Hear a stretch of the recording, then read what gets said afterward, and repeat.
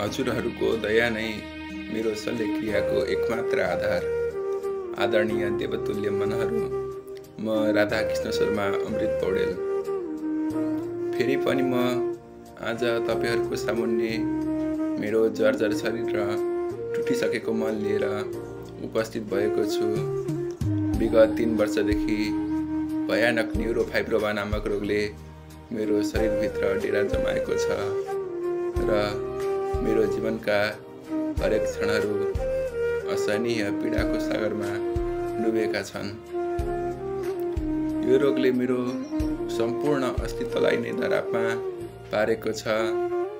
गत 7 महिनादेखि त म पूर्ण रूपमा थला परेको छु, जहाँ हिँड्न, उठ्न र सामान्य बस्न समेत मेरो लागि असम्भव भइसकेको छ। ट्युमरका गाँठाहरूले मेरो शरीरलाई गाँच्दा मेरो आशाको दियो निभ्न लागेको छ।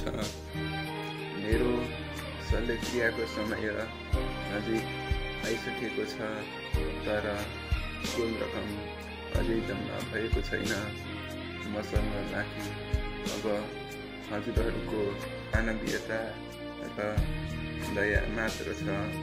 म तपाईहरूको सामुन्ने मेरो अस्तित्वको याचना गर्दछु। हजुरहरूले दिनुभएको सानो सहयोग मेरो लागि केवल आर्थिक सहायता होइन, यो मेरो जीवन बचाउने शल्यक्रियाको टिकट हो।